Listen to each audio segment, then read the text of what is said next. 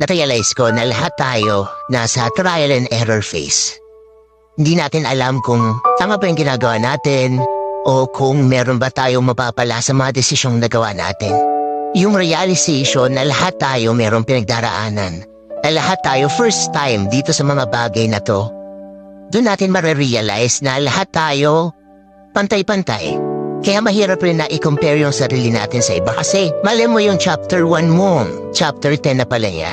Marami tayong hindi alam sa ibang tao at marami rin silang hindi alam tungkol sa atin. Kaya kung darating yung pagkakataon na mako-compare natin yung sarili natin sa kanila, yun yung kailangan natin iwasan. Mahirap pero kailangan eh. Kaya nga lagi nila sinasabi, compare mo yung sarili mo sa dating ikaw. Kasi dun mo makikita kung nag-improve ka ba, kung meron ba nangyari na maganda sa buhay mo, yung realization na lahat tayo may pinagdaraanan. Doon tayo nagiging pantay-pantay. Lahat tayo may hinaharap. Kaya huwag mo i-pressure yung sarili mo sa nangyari sa ibang tao. Kasi may sarili kang labang pinagdaraanan. May sarili kang path na tinatahak.